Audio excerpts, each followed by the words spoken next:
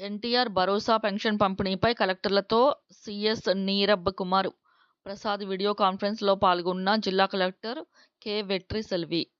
జిల్లాలో ఎన్టీఆర్ భరోసా పెన్షన్ పంపిణీకి ప్రత్యేక కార్యాచరణ అమలు చేస్తామని జిల్లా కలెక్టర్ కె. వెట్రిసెల్వి రాష్ట్ర ప్రభుత్వ ప్రధాన కార్యదర్శి నీరబ్ కుమార్ ప్రసాద్కు తెలిపారు. ఏపీ సచివాలయం నుండి గురువారం ఎన్టీఆర్ భరోసా పెన్షన్ పంపిణీ తదితర అంశాలపై జిల్లా కలెక్టర్లతో వీడియో కాన్ఫరెన్స్ ద్వారా రాష్ట్ర ప్రభుత్వ ప్రధాన కార్యదర్శి నీరబ్ కుమార్ ప్రసాద్ సమీక్షించారు.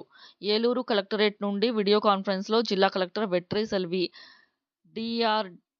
డిఆర్డీఏ పీడీఆర్ విజయరాజు పాల్గొన్నారు. జిల్లాలో పెన్షన్ల పంపిణీ సజావుగా నిర్వహించేందుకు అన్ని ఏర్పాట్లు చేస్తున్నామన్నారు.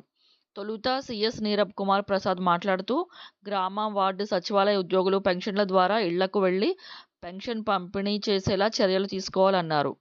పెన్షన్ల పంపిణీకి ఒక్కొక్క ఉద్యోగికి 50 ఇళ్లు కేటాయించాలన్నారు.